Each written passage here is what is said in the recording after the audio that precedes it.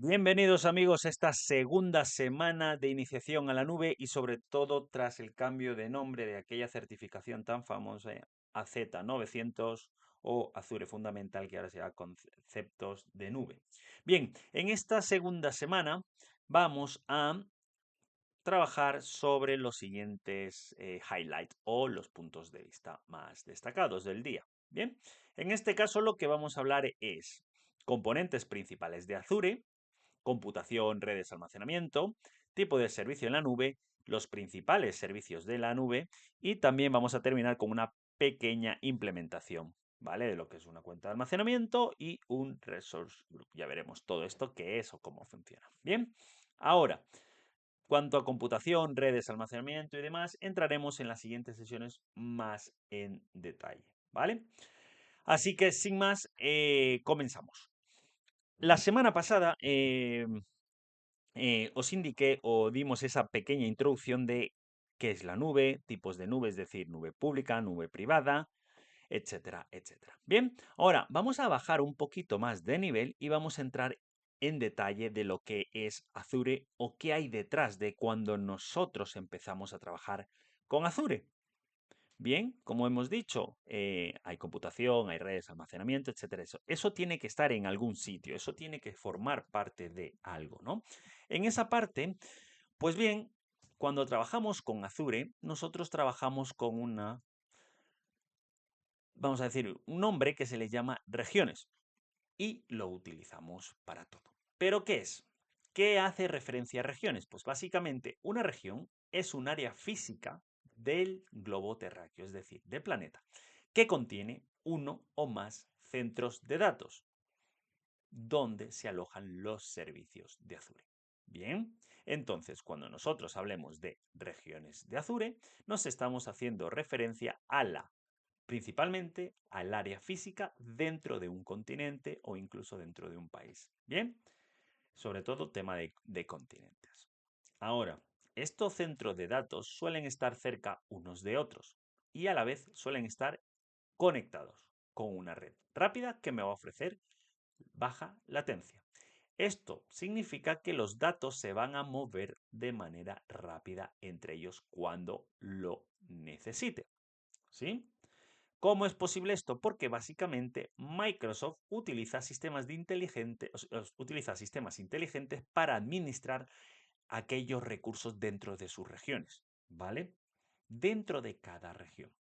Ahora, estos sistemas o por qué están pensados de esta manera para ofrecerme y mantener las cargas de trabajo equilibradas. Bien, si un centro de datos tiene una alta demanda, pues básicamente va a poder balancear lo que se conoce como balanceo de cargas hacia el otro centro de datos, hacia el otro CPD, para así utilizar en nuevas tareas. Bien, con esto, básicamente, indicamos que las regiones son un área física dentro de todo el planeta y que Azure también me va a ofrecer más regiones globales que cualquier otro proveedor, con más de 60 regiones que representan más de 140 países. ¿Sí? Lo que he comentado, las regiones pueden contener uno o varios centros de datos muy cercanos, ¿sí? También proporcionan flexibilidad y escalabilidad para reducir la latencia contra los clientes y hablando de regiones, esto es muy importante. ¿Por qué? Porque nosotros seremos los responsables de seleccionar la región alrededor de todo el planeta más cercana a mis clientes para que los servicios que yo voy a desplegar dentro de una región me den la mínima latencia. ¿Vale? Ejemplo, si yo tengo un cliente en Sudamérica, en concreto tengo en toda esta parte de aquí, pues lo más lógico, perdón, es que yo aquí, ¿vale? Como estaba comentando, si yo tengo un cliente en esta zona, pues por ejemplo lo más lógico es que utilice la zona de Brasil. Si lo tengo en la parte norteamericana, pues las regiones más cercas como centro de Estados Unidos, etcétera. Bien, ahora otra cosa que es muy importante y que me ayuda a mí a cumplir las regulaciones. Las regiones también conservan la residencia de los datos, por lo que los datos van a permanecer en el país o el área que se seleccione, ¿vale? Con lo cual voy a estar cumplimiento, en este caso, pues si hablamos de la parte de la Unión Europea, pues dentro del GDPR o básicamente GDPR. Bien, ahora, hay que tener una cosa muy en cuenta. No todos los servicios van a estar disponibles en todas las regiones. Y hay algunos servicios que son globales, que no requieren, cuando yo lo despliegue, no me va a pedir en qué región lo voy a desplegar.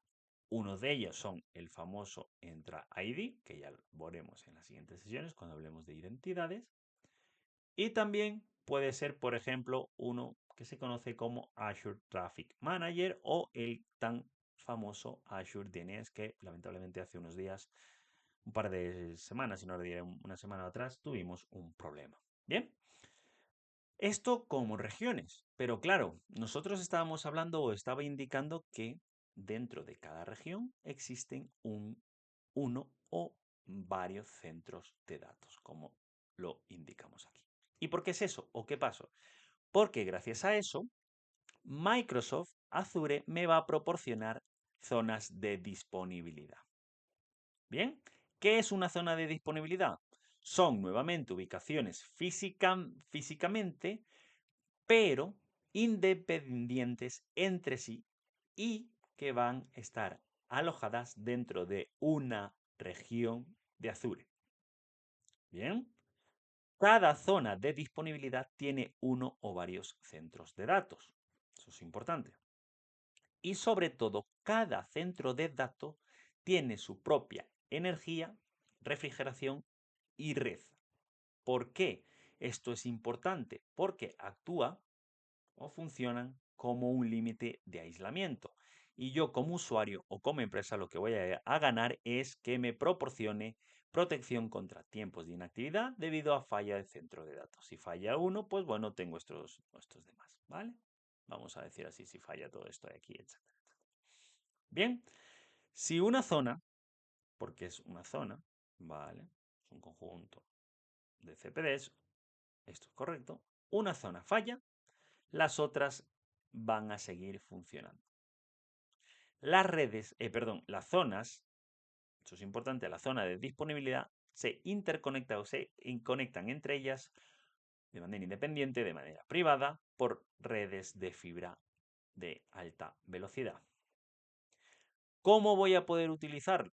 Pues estos son básicamente, yo voy a utilizar esta zona de disponibilidad si yo necesito proteger mis aplicaciones, mis servicios de datos de errores. Necesidad de crear una alta disponibilidad para aplicaciones muy críticas o críticas dentro de mi empresa. Ahora, yo dentro de estas puedo colocar el proceso de almacenamiento de las redes en una zona y replicarlo en otra. Ahora, si yo replico, voy a tener, por ende, un coste adicional. Bien, es lógico. ¿Por qué? Porque estoy duplicando lo que estoy desplegando y la transferencia de datos entre sí también. ¿Cuándo es principalmente se utilizan zonas de disponibilidad?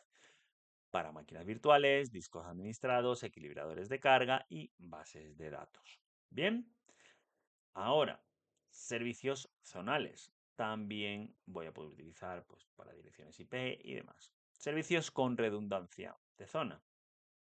Azure replica estas zonas, como estaba comentando. Vale. Con lo cual voy a ganar incluso esa resiliencia adicional. Cuando grandes eventos pueden afectarse un temporal, etcétera, etcétera. ¿Vale? Ahora, si os recordáis, aquí estoy hablando de zonas de disponibilidad.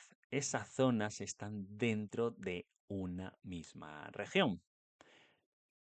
Ok, ¿qué pasa si yo en esta región, vamos a llamarla Europa, West Europe, Norte Europa, vamos a llamarla Europa? En este caso vamos a utilizar West Europe. Bien, ¿qué pasa si yo tengo replicado o estoy utilizando zonas de disponibilidad, pero me falla la 1, me falla la 2, me falla la 3? Es decir, me falla toda la región del West Europe. ¿Qué me brinda Azure? ¿O cómo yo puedo, aún fallando todo esto, ¿Qué ha pasado en algunos hyperscaler? Hace poco AWS, ¿vale? ¿Cómo yo puedo brindar esa alta disponibilidad en caso de fallo de una región? Pues bien, para eso, Microsoft me proporciona lo que se denomina pares de regiones. ¿Qué significa esto? Bien, la mayoría de regiones de Azure están emparejadas con otra región dentro de la misma geografía, como por ejemplo Estados Unidos, Europa, Asia, etcétera, etcétera. ¿Qué quiero decir? Si recordáis aquí, por ejemplo, tengo en la región principal, ¿vale? Estamos con la parte de, vamos a hacerlo, con el norte de Europa. ¿Bien? ¿Ok? Si mi región me falla, yo tendré que utilizar, o mejor dicho, Microsoft me recomienda que utilice la región pareada al norte de Europa. ¿Cuál es esa? Obviamente va a ser el oeste de Europa. ¿Vale? Que aquí parece Europa Occidental, pero es West Europe. North Europe, West Europe. ¿Vale? Bien, esto lo que me va a ayudar es a replicar los recursos en un área más amplia.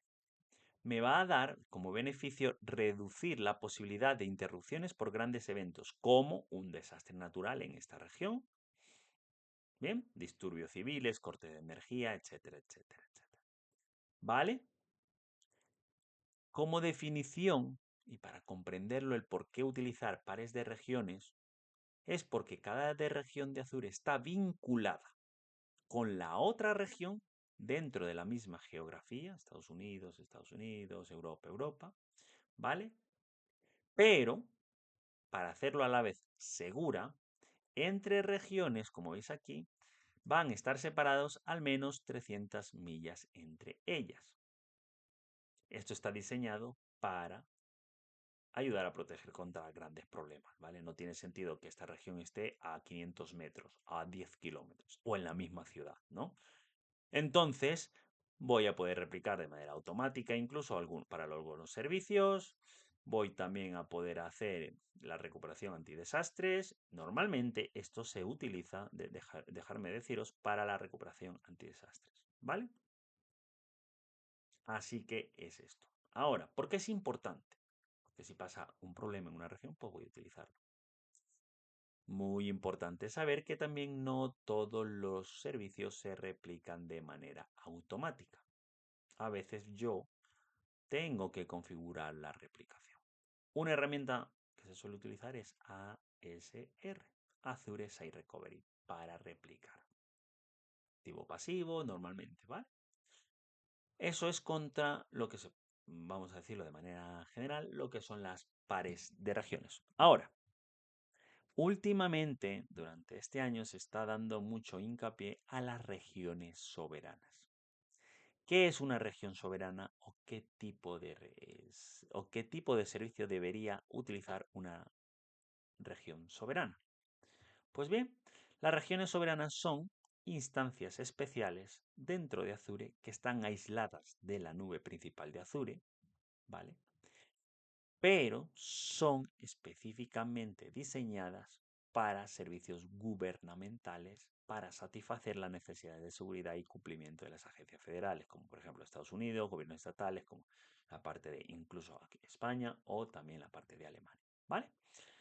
Cuando hablamos de esto, hay que tener en cuenta que son instancias independientes a las de Azure, ¿vale? Y están físicamente aislados y accesibles solo para personal autorizado y seleccionado, normalmente del gobierno. Las regiones incluyen DOS, etcétera, etcétera, etcétera. ¿Vale? Ahora, también podemos desplegar Azure dentro de la tan aclamada y criticada China, ¿no? Bien, Microsoft existe la posibilidad dentro de China de desplegar, pero aquí hay un truco. Si yo quiero desplegar Azure en China, tengo que hacerlo sí o sí dentro de esta empresa que se llama 21 Pianet, que es la única preparada para ofrecerme una instancia de Azure, ¿vale? Y ahora, lo más importante, todos los datos permanecen dentro de China. No sale nada, ¿vale? Es una asociación entre Microsoft y 21, ¿vale? Microsoft no opera directamente en esos centros de datos porque tiene que cumplir los requisitos legales y reglamentos de China, ¿vale? Así que con eso, o sea, bien. Ahora, ¿qué vamos a ver? Una exploración de la infraestructura global de Azure. ¿Qué es? ¿Cómo lo puedo ver? Y demás, ¿vale? Entonces, dejarme y vamos a ver aquí. ¿Qué es esto de aquí? La infraestructura global. Data Center, Microsoft, etcétera. Bien. ¿Qué es lo que estoy viendo? Pues todo lo que vendría siendo las regiones, los CPDs y demás, ¿vale? Si yo pongo aquí, por ejemplo, ViewMap, puedo verlo como os estaba enseñando, ¿vale? Estas son las regiones. La leyenda, muy importante. Disponible ahora y en un futuro. Si yo quito esto, pues todas las regiones que se van a Brasil, Chile, van a abrir otro en Estados Unidos, etcétera, etcétera, ¿vale? Vamos a quitarla y vamos a ponerlas disponibles. Si yo, por ejemplo, me vengo a la región de España, aquí me dice básicamente lo que hace. Cuando fue operada en el 2024, tiene 3 zonas de disponibilidad, cumple con todos estos estándares, ¿vale? Y todas este Global Compliance, ¿vale? Que me voy a la parte de Germany Central, pues lo mismo, cuando fue en 2019, tipo de disponibilidad, al menos la mayoría tienen 3, ¿eh? Y todo lo que ocurre. ¿Bien?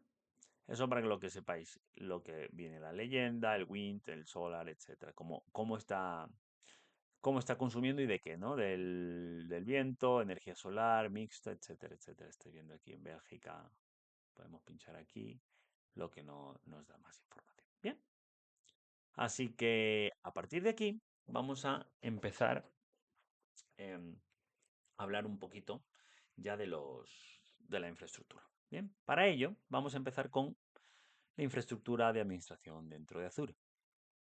Hemos hablado de regiones, ¿vale? Hemos visto que esas regiones son centros de datos geográficamente alrededor del mundo. Vale, genial. Pero yo cuando consumo Azure, consumo algo, ¿no? Entonces, cuando yo necesito consumir una máquina virtual, necesito consumir una base de datos, etcétera, etcétera, yo necesito esa administración. Entonces, cuando yo hablo de administración de Azure, es la forma que voy a organizar o que Azure organiza los recursos. Y para ello vamos a hablar de lo que son los recursos, ¿vale? Pero para entenderlo, Microsoft organiza de manera jerárquica, estando en primera instancia, ¿vale? Muy rápidamente, los recursos, esto lo veremos en otra sesión muy en detalle. Luego vamos a estar el grupo de recursos y por último las suscripciones y cuentas, ¿vale? Comprender esta forma, que es jerárquica, me va a ayudar mucho a planificar mis proyectos y administrar el acceso según vaya creciendo. Bien, entonces, de manera recursos, grupos de recursos, vamos a comenzar por recursos. Bien, recursos de Azure. Básicamente, cuando hablamos de recursos, hay que entender que un recurso es el bloque o es un componente de creación el más básico dentro de Azure. Todo lo que yo cree o implemente es un recurso. Bien, como he dicho, los recursos de Azure son componentes y esos componentes que yo voy a crear pueden ser. Un recurso es una máquina virtual, una cabina de almacenamiento, una cuenta de almacenamiento, una red virtual, una subred, ¿vale? Que pertenece dentro de una red virtual, servicio de aplicaciones, una base de datos, funciones, aplicaciones web, todo lo que voy a hacer, ¿vale? Eso es lo que se denomina recurso. Servicios cognitivos, mis modelos de inteligencia artificial que están muy de moda, pues está, ¿vale? Ahora, ¿qué es lo que vamos a hablar como puntos claves sobre los recursos? Que hay que tener una cosa muy clara. Los recursos son servicios individuales que se utilizan en Azure. Y yo voy a poder administrarlos, monitorarlos y facturarlos individualmente. Cada recurso forma parte de un grupo de recursos. Si recordáis, está el recurso y el siguiente nivel es un grupo de recursos. Entonces, si yo tengo aquí diferentes recursos, obligatoriamente esos recursos van a pertenecer a un grupo de recursos. ¿Vale? ¿Y por qué es importante los recursos? Porque van a representar los componentes reales de la solución. Esa solución puede ser un servidor, Internet Information Services, pues dentro de una máquina virtual. Una base de datos que necesito para consumir, pues eso es un recurso, ¿vale? Combina recursos para crear aplicaciones y servicios dentro de la nube. Ahora, bien, estoy diciendo que los recursos necesitan de manera obligatoria pertenecer o formar parte de un grupo de recursos. ¿Qué es el grupo de recursos? Es el siguiente nivel y es un contenedor lógico para varios recursos que comparten el mismo ciclo de vida y forman parte de una solución, por lo que juntos crean esa solución que yo estoy desplegando. Ejemplo, lo tenemos aquí. Estos son un grupo de recursos que es una web más base de datos más máquina virtual. Yo tengo una aplicación web, imaginamos una máquina virtual porque no puedo utilizar SQL y tengo que hacerlo de modo, recordar, IA, PAS y SAS, pues yo estoy utilizando esa base de datos en modo IaaS dentro de una máquina de datos y albergo aquí las fotos en una cuenta de almacenamiento. Todo esto es una solución, mi página web, imaginaros. Pues entonces tengo que agruparlos dentro de un grupo de recursos. También existe que los puedo segregar y hacerlo de manera independiente, pero sí o sí tengo que crear otro grupo de recursos. Esta no es la mejor manera porque tendré que administrar 100.000. Imaginaos que una solución que comparte el mismo ciclo de vida y que forma parte de las soluciones, en vez de 3 tengo 50 recursos. Que las hay. 50 de recursos por grupo de recursos son muchos, ¿vale? Entonces, aquí viene las cosas clave. ¿Bien? Los recursos o cada recurso debe estar o puede solo estar dentro de un grupo de recursos. Los recursos solo pueden existir dentro de un grupo de recursos. ¿Vale? Los recursos pueden existir en diferentes regiones, pero van a estar dentro del mismo. Es decir, yo tengo aquí mi grupo de recursos y voy a crear un SQL en Europa.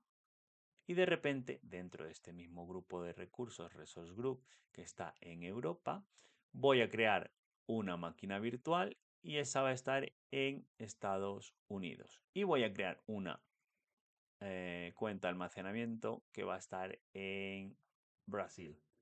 ¿Vale? Entonces, eso también es posible. Entonces, eso es posible, como os comentaba. Ahora, ¿qué más? ¿Vale? Los recursos se pueden mover a diferentes grupos de recursos. ¿Vale? Ejemplo, tengo un grupo de recursos aquí, otro grupo de recursos aquí, los puedo mover. Ojo, dentro de la misma región. Si están en diferente región, hay que ver las posibilidades y limitaciones también. ¿Vale? Otra cosa es que las aplicaciones o solución, si yo tengo una solución aquí, esta puede consumir diferentes grupos de recursos, ¿vale? Eso es muy importante. Y por último, los grupos de recursos no se pueden anidar, ya lo hemos visto, ¿vale? Entonces, como para hacer un resumen, el por qué mi recomendación de utilizar grupos de recursos, primero porque es obligatorio, ¿vale? Eso está claro. Pero segundo, porque me va a mí permitir una gestión más sencilla. Voy a poder aplicar acciones a todos los grupos de recursos. Voy a poder eliminar un grupo de recursos cuando no lo necesite y se eliminan todos los recursos dentro. Imaginaros, si yo aplico a este grupo de recursos el eliminar, se me elimina mi app service, mi máquina virtual y mi cuenta de almacenamiento. Tengo que confirmarlo y demás. Tercero, y muy importante, lo cubriremos en sesiones siguientes, pero voy a poder utilizar o aplicar controles de acceso y se me van a poder aplicar de manera jerárquica a todos los grupos de recursos. Bien, como consejo, mejores prácticas, tengo que planear los recursos en función de las necesidades del proyecto que esté implementando y el acceso. Bien, por ejemplo, voy a crear. Lo lógico son tener suscripciones, ¿vale? Pero lo más común es tener una suscripción y que he visto, tener un grupo de recursos que sea para desarrollo, preproducción y producción, ¿vale? Desarrollo, pre-production y production, ¿vale? Entonces, podemos utilizarlos para diferentes modelos de acceso, etcétera, etcétera. Lo ideal es utilizar cada una en una suscripción. ¿Por qué? Porque está la suscripción, dentro de esa suscripción el siguiente nivel es el RG y dentro de ese RG, que es el grupo de recursos, pues ya tengo mis cuantos recursos. Bien, ahora ya sé lo que son los recursos, ya sé cómo son los grupos de recursos, pero yo necesito saber o me gustaría explicaros qué es lo que puedo crear dentro. ¿Sí? Entonces, en este caso, lo que voy a hacer es básicamente,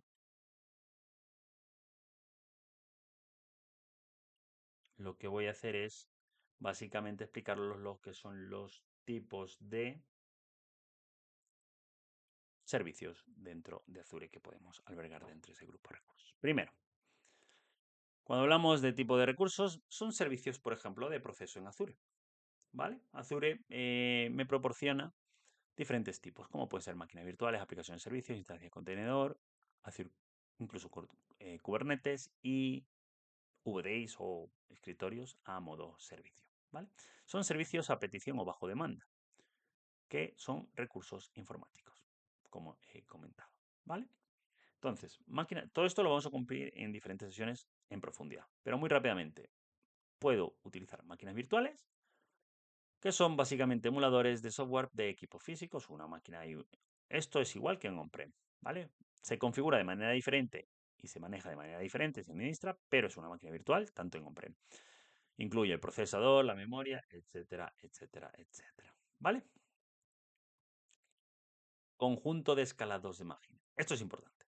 Los conjuntos de escalado de máquinas virtuales me va a permitir a mí crear y administrar grupos de máquinas virtuales que van a ser, ¿vale?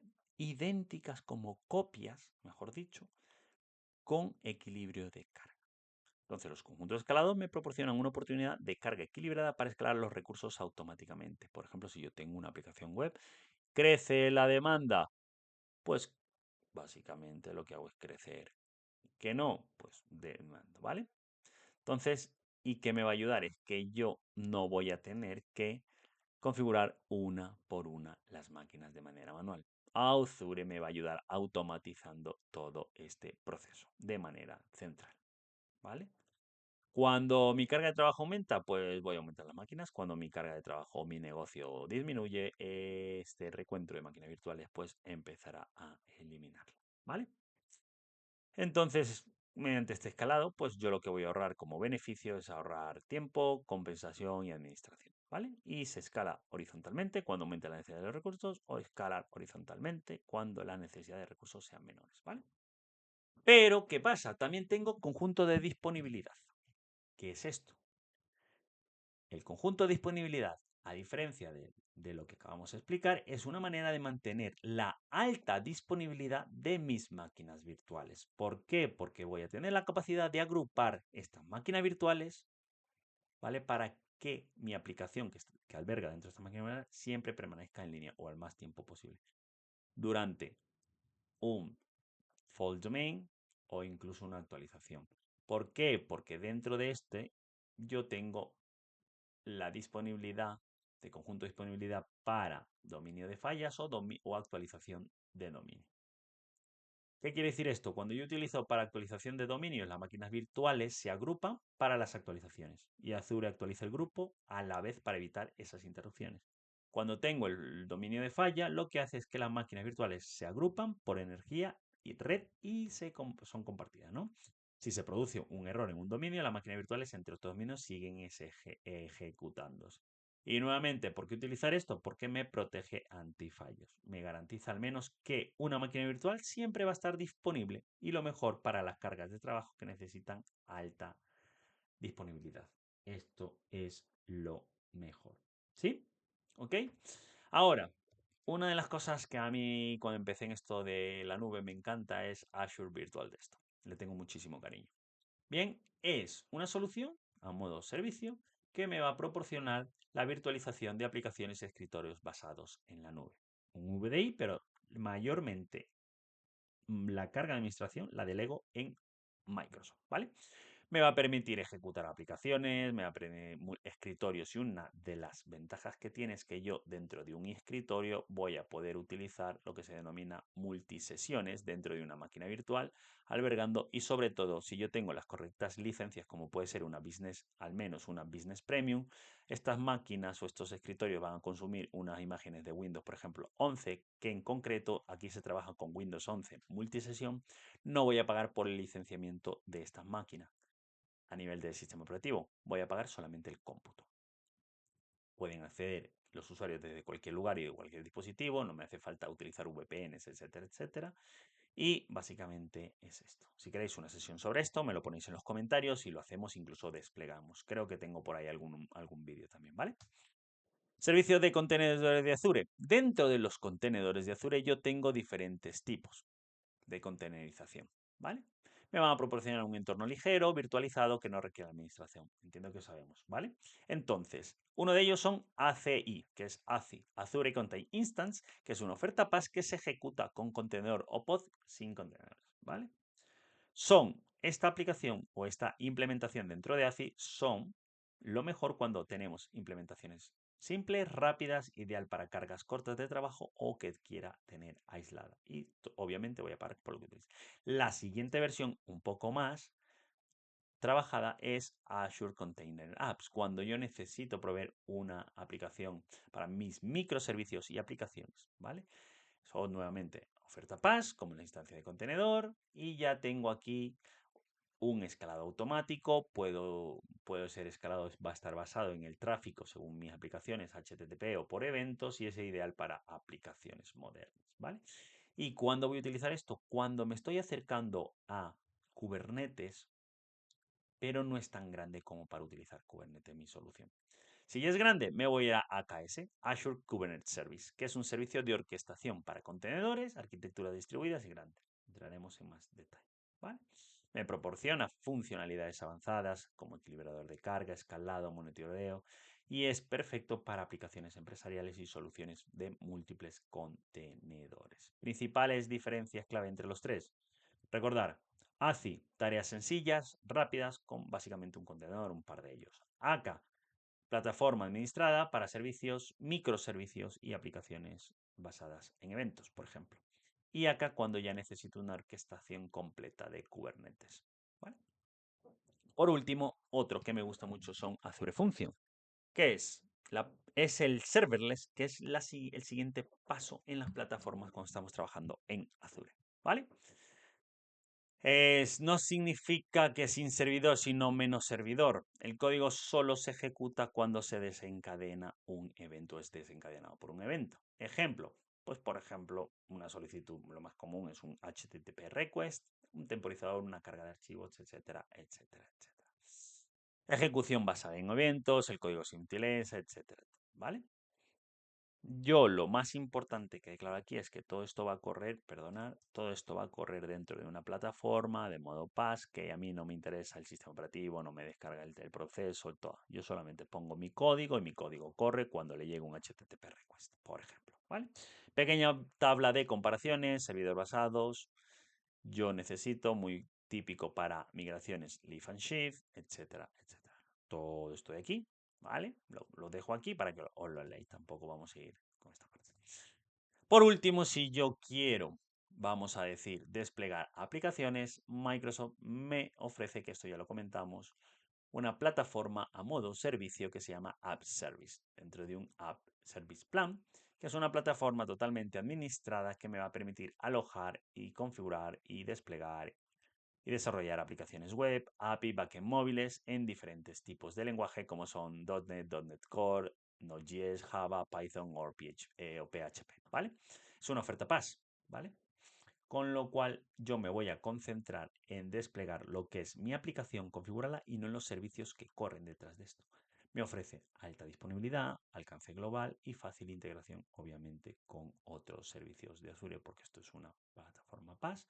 Si mi web necesita un SQL a modo en modo PaaS, también voy a poder conectarlo de manera diferente. Bien, redes. Tenemos un capítulo específicamente para las redes, pero vamos a hablar. Cuando hablamos del servicio de red, es la base de redes o es la base de las arquitecturas cuando pasamos. Funciona igual. Hay que segmentarla, hay que securizarla y hay que diseñarla.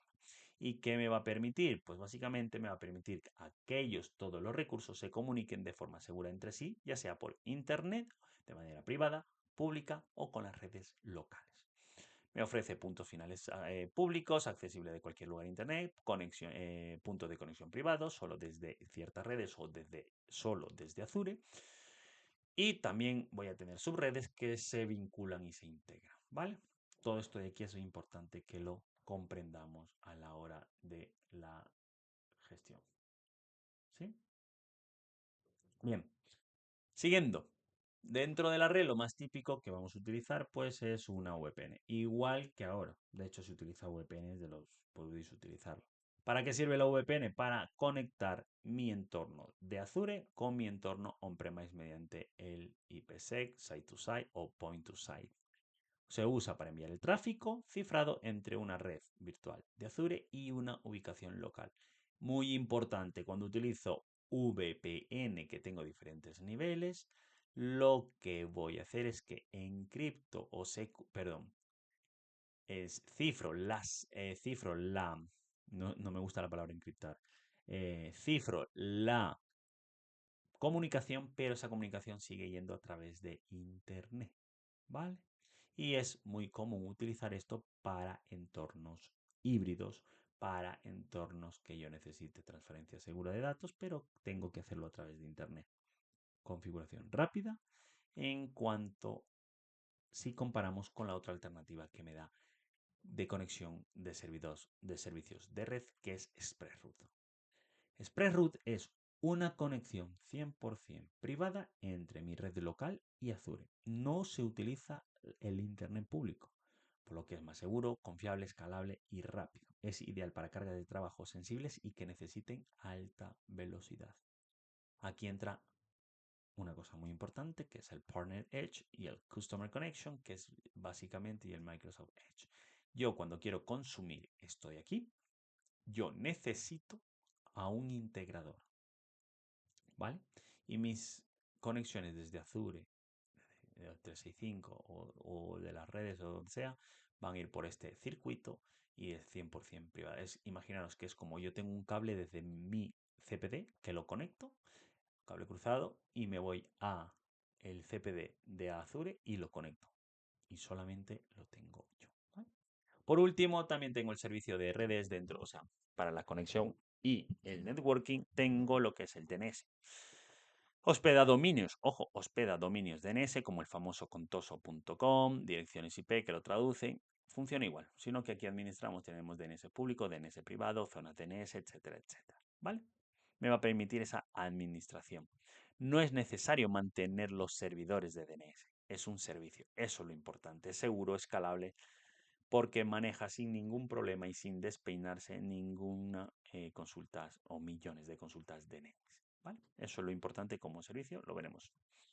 Almacenamiento, muy, muy, muy importante. Cuando hablamos de almacenamiento, representa una cuenta de almacenamiento, es un bloque, o vamos a decir, es como un cajón que me va a proporcionar acceso a un storage, a un bucket, vamos a decirlo así, que yo voy a poder guardar.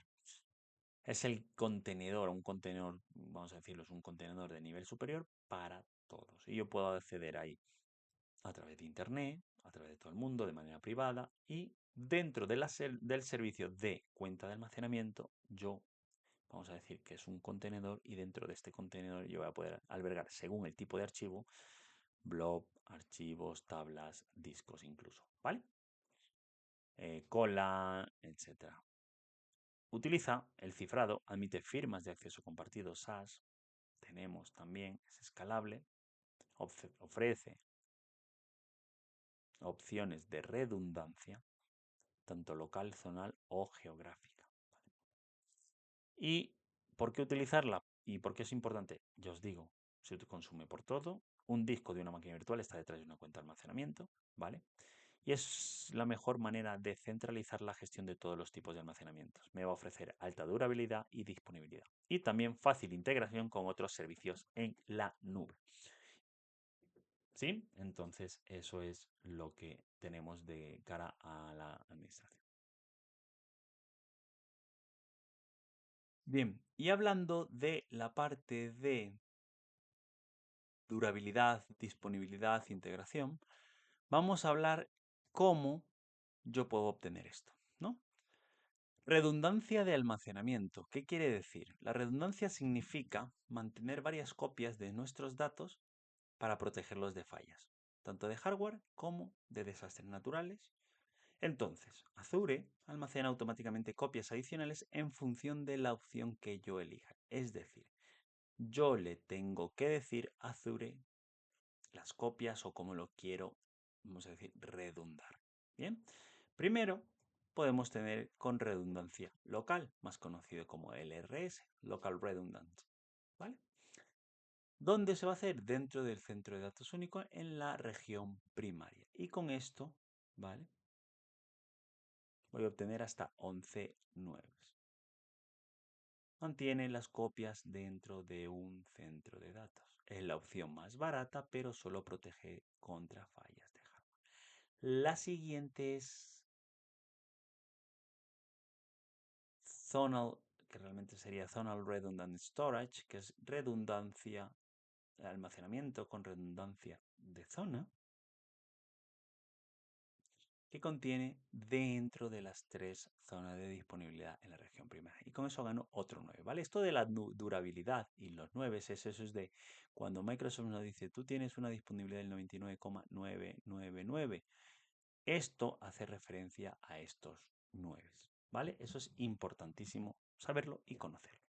Bien, ahora tengo el GRS, Geography Redundant Storage. Bien, ahora esta parte es con, vamos a decir, copiamos los datos en una segunda región, ¿vale? ¿Qué me dice aquí? Centro de datos único y en la región primaria y en la secundaria. A cientos de kilómetros, al menos 100 millas, recordar. Y es la mejor para antidesastre. Y con eso obtengo 16 nueves.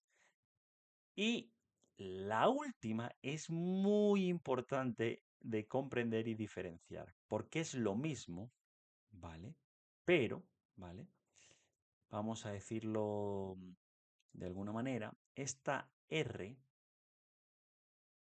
aquí falta, realmente es RA, guión GZR, ¿vale? ¿Qué quiere decir? Primero en las 3 zonas de disponibilidad, luego hace una copia de manera asíncrona hacia las otras, hacia la región secundaria, pero la principal diferencia es que si yo utilizo, aquí le falta RA, realmente es RA, ¿vale? Guión GRS, ¿vale? Esto significa que es almacenamiento redundante de zona geográfica con acceso de lectura. Read access. Eso es importante, ¿vale? ¿Qué me va a permitir? Todo esto de aquí, pues proteger nuestros datos contra pérdidas, garantiza una alta disponibilidad, satisface la necesidad de cumplimiento y demás. Bien, ahora os he dicho que una cuenta de almacenamiento es un, vamos a decir, como un bloque, un cajón, en el cual yo voy a poder consumir diferentes cosas. Uno de ellos, Azure Blob, ¿vale? ¿Qué quiero decir con esto? que cuando yo consumo una cuenta de almacenamiento, Azure me ofrece diferentes tipos de almacenamiento para diferentes necesidades o según mis necesidades. Cada servicio está diseñado para un escenario específico. Servicios claves, Azure Blob, optimizado para almacenar cantidades masivas de datos. Ojo, importantes, no estructurados. Texto, datos binarios, imágenes, etcétera, etcétera. Vídeos, copia de seguridad. Lo mejor para archivos grandes, aplicaciones en la nube, etcétera, etcétera. Cuando yo quiero ofrecer discos también en Azure o discos extras, que eso hay que identificarlo, también voy a poner un disco en Azure, ¿vale? Y esto va a estar albergado dentro de una storage. Voy a poder utilizar básicamente también las queues, las colas, para servicios de mensajes, para la comunicación, por ejemplo, entre aplicaciones. Nota importante, que no puede superar esta capacidad de 64 KB, ¿vale? Uno muy utilizado es Azure Files, que básicamente es un recurso o me va a permitir a mí ofrecer un recurso compartido de archivo para que puedan consumirlo o las aplicaciones puedan acceder a él mediante el protocolo de bloque de mensajes más conocido como SMB. Bien, funciona como un recurso compartido a través, o mejor, de archivos de red, a través de la red. Igual, pero a modo servicio, vamos a decir. Y por último, las tablas. Almacenados para estructurados y no relacionados sin esquemas que utiliza básicamente clave, atributo. Bien, ahora, cosas a tener en cuenta de todos estos es que me van a ofrecer puntos de conexión, ¿vale? Puntos de conexión. Estos puntos de conexión van a ser públicos y tienen que ser únicos. Qué cosa que no sé si os he comentado, pero el nombre de la cuenta de almacenamiento tiene que ser única a nivel global. No importa que es dentro de mi suscripción o no, es a nivel global. Por eso es que básicamente tiene que ser única. Ahora, servicio de almacenamiento. Si yo utilizo Blob, voy a tener el nombre de la cuenta de almacenamiento .blob. Y esto es pregunta de examen. Voy a utilizar Data Lake Gen 2, que está dentro de una cuenta de almacenamiento. Mi cuenta de almacenamiento, datafs. ¿Vale? .core. Files. Cola.queue. Almacenamiento en tablet.table. Lo demás es .core.windows.net. Y lo antes siempre es la cuenta de almacenamiento. Eso es importantísimo para poder obtener y saber leer o proveer los diferentes puntos de conexión según lo que yo necesite. Bien, ahora, niveles de acceso de Azure. Eso es otra cosa de la que vamos a hablar. Hemos hablado que yo tengo, vamos a irnos para atrás, blob, disco, etcétera, etcétera. Sobre todo cuando yo utilizo una cuenta de almacenamiento a la hora de crear, tengo diferentes niveles de acceso. Bien, el más importante o por qué es importante. Primero, dejarme que os explique por qué es importante entender los niveles de acceso. Primero, porque entra la parte económica, ¿vale? Y segundo, porque los niveles de almacenamiento me van a ayudar a administrar el coste, es decir, voy a ahorrar dinero, ordenar, esto es lo segundo más importante, ordenar los datos en función de la frecuencia con la que las voy a utilizar y el tiempo que yo necesito conservarlos. Azure me va a ofrecer diferentes niveles que pueda para que yo pueda elegir según la mejor velocidad y coste. Bien, ahora ya sabemos por qué es importante. Pero ¿qué pasa con los niveles? Caliente, normalmente se utiliza el hot, ¿vale? Entonces, para caliente está optimizado para almacenar datos que se acceden con frecuencia. Por ejemplo, imágenes de sitio web, imágenes que se leen continuamente, etcétera, etcétera. El fresco, ¿vale? Normalmente es esporádico, ¿vale? Es optimizado para almacenar los datos a los que se accede con poca frecuencia y se almacena durante al menos 30 días. Por ejemplo, factura de clientes, etc. Diferencia. Este tiene menos coste de almacenamiento que el hot, pero tiene más coste de acceso. ¿Qué quieres decir con qué coste de acceso?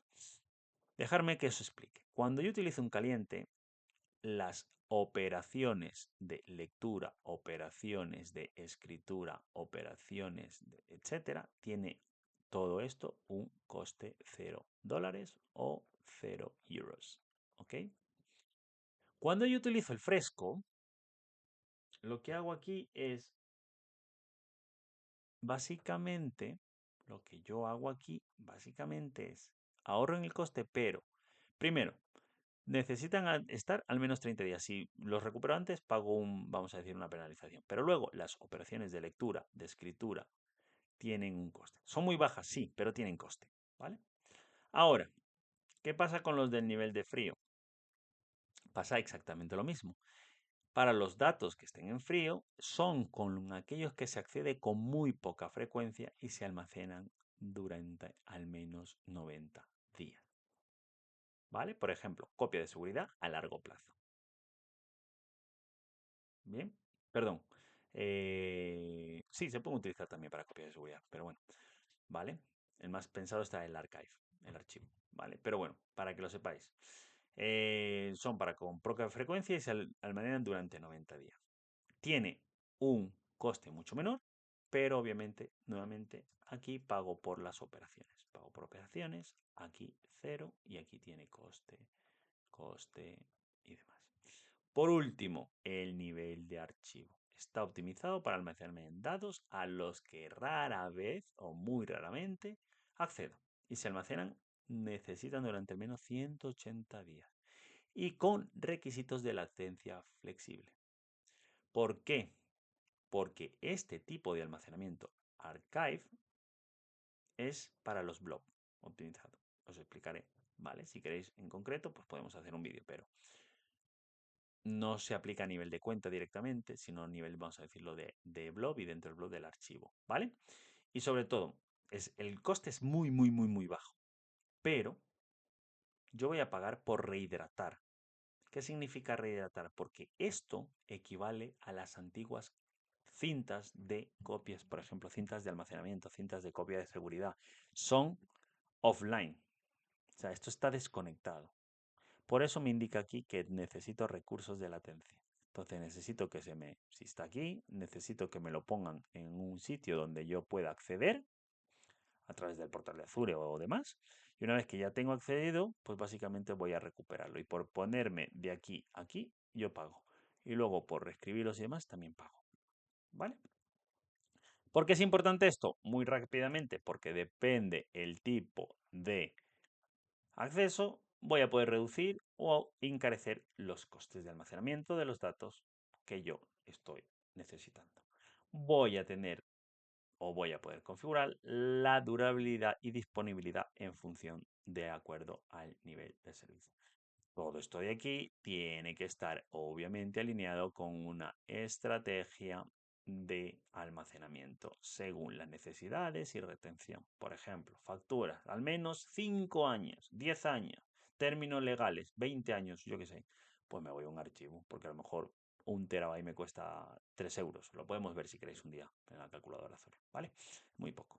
Ahora, otros servicios importantes, y ya terminamos con la parte de esto, sería la parte de Azure Migrate, que es básicamente un centro para detectar, evaluar y migrar cargas de trabajo de local a Azure.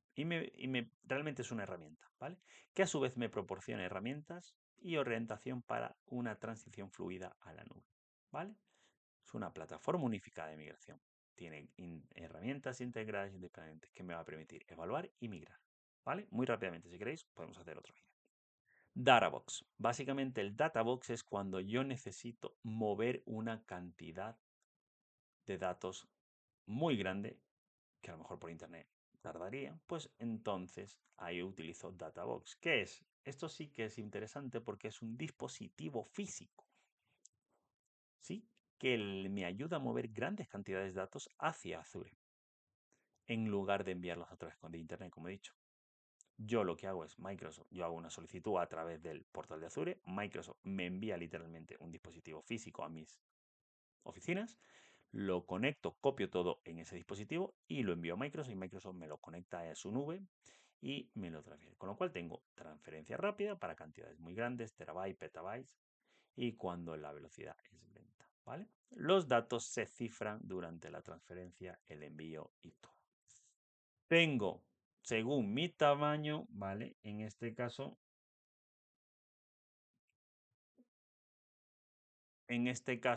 te digo que estamos utilizando Databox porque es 80 terabytes, petabytes, etcétera, mueve copias, pero también tenemos Databox Disk, Databox Heavy, diferentes necesidades según yo lo que quiera, ¿vale? ¿Cuándo voy a utilizar entre Databox, por ejemplo, o hacerlo internet? ¿Vale? Porque, por ejemplo, no lo he comentado, pero existe la posibilidad de hacerlo utilizando lo que se conoce como AZCopy, ¿vale? Para administrar y mover de datos existen diferentes maneras, ¿vale? Pero, ¿cuándo voy a utilizar Databox? Cuando necesito grandes datos para mover, cuando necesito ahorrar tiempo, etcétera. Evitar límites de red o saturar mi red y también, pues básicamente los anchos de banda, etcétera, etcétera. Bien, para terminar, vamos a hacer la demo, ¿sí? Para ello, vamos a conectarnos al portal de Azure. Un segundito, que me estoy conectando. Ya sabéis, portal.azure.com. Y una vez que estamos ahí, vamos a conectarnos y lo vemos. Bien, vamos. Lo tengo aquí, ¿vale? Bien, una vez que tengo puesto el código, vamos a darle que sí, que quiero tener la sesión iniciada. Perfecto. ¿Qué es lo que vamos a hacer? Pues básicamente lo que vamos a hacer es lo que nos decía aquí. Vamos a crear un resource group y dentro de ese grupo de recursos vamos a crear una cuenta de almacenamiento, ¿vale? Y vamos a utilizar el archivo de actualización o subir algo, ¿vale? Pues perfecto. ¿Cómo yo creo un... Aquí, pues ya lo recomendé, recordar aquí tenemos los grupos de recursos, perdón, aquí o aquí, ¿vale? En estas dos, resource group o aquí. Pincho aquí. Creo un grupo de recursos. ¿Qué me pide? ¿Quién va a pagar? Básicamente la suscripción. ¿Qué nombre? Y la región. Vale, pues bórrame. O semana 2, vamos a llamarlo. Semana 2, ¿vale? En US, ¿vale? Next y review y create. Vamos a crearlo. Esto se crea de manera rápida. Ya me voy a mi grupo de recursos. Ya estoy dentro de mi grupo de recursos, ¿sí? En la que yo tengo, vamos a ver, ¿bien? En la que yo tengo aquí mi suscripción, mi ID y demás. Voy a darle el botón de crear. Fijaros que aquí ya me pone crear nuevo recurso. Pues le doy pinchar aquí y me lleva al marketplace, ¿no? Que aquí podría poner solamente los servicios de Azure y buscar un storage. Fijaros, storage. ¿Vale?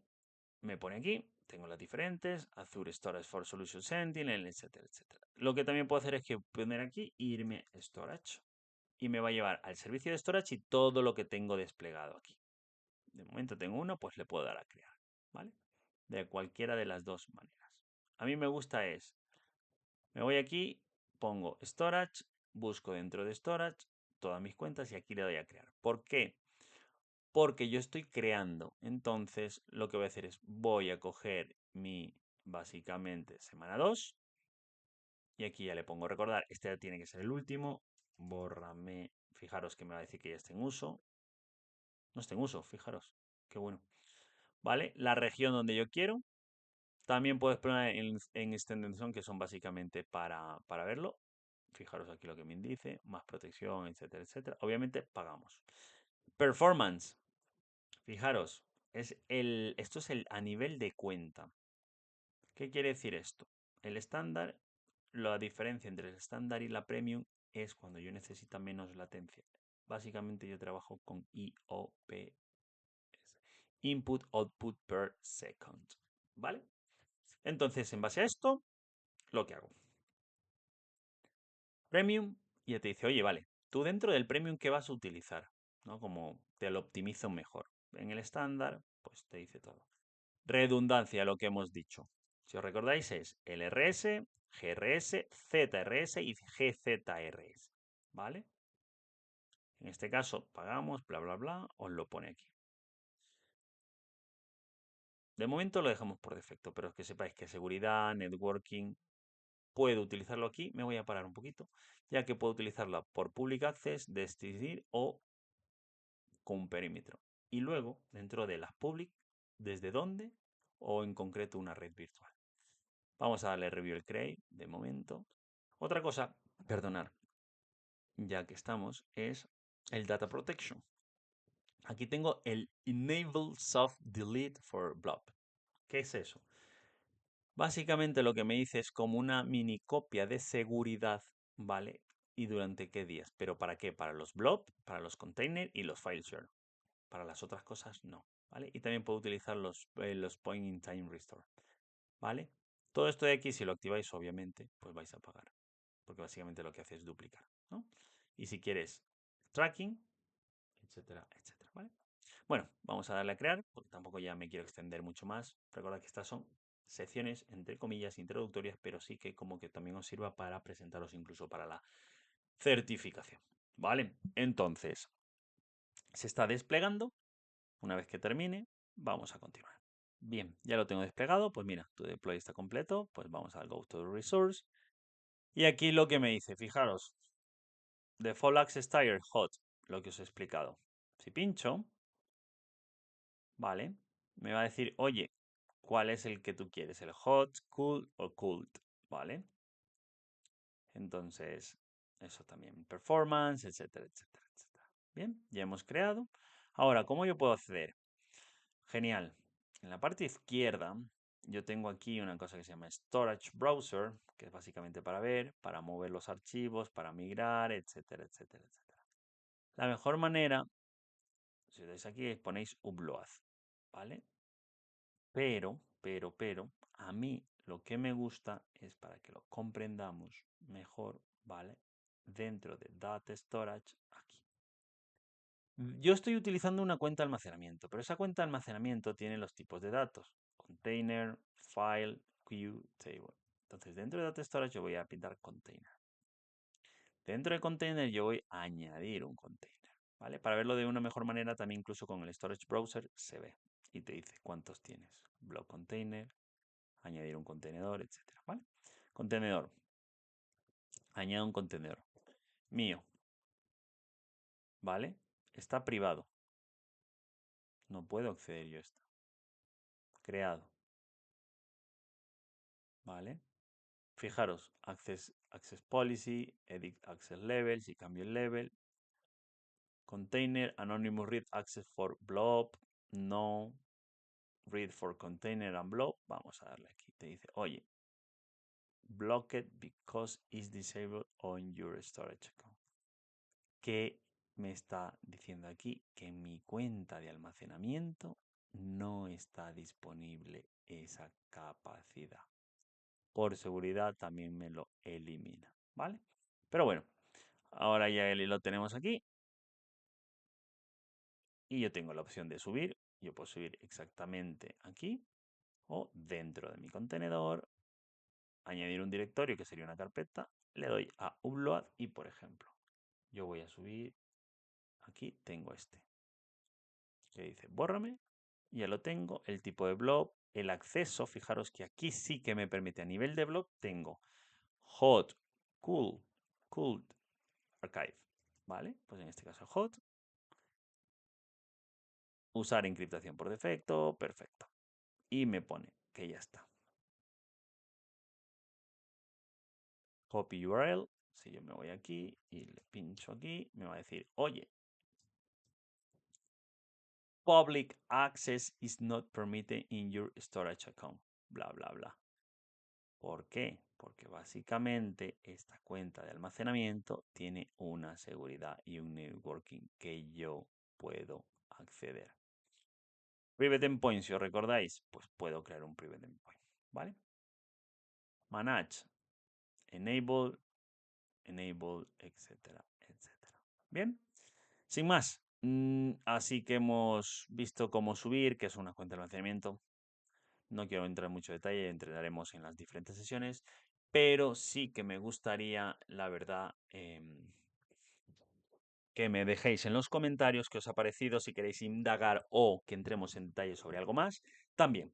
Así que sin más, me despido, muchísimas gracias. De verdad, todos los comentarios que he estado leyendo últimamente me dan ánimo a seguir y dedicarle mucho más tiempo. Ya estáis viendo, esta sesión es 1 hora entera hablando y solamente son overviews. Si queréis que indaguemos en algo en concreto, me lo podéis decir. Sin más, me despido, espero que os encante este contenido que estoy creando y sobre todo que sea de utilidad.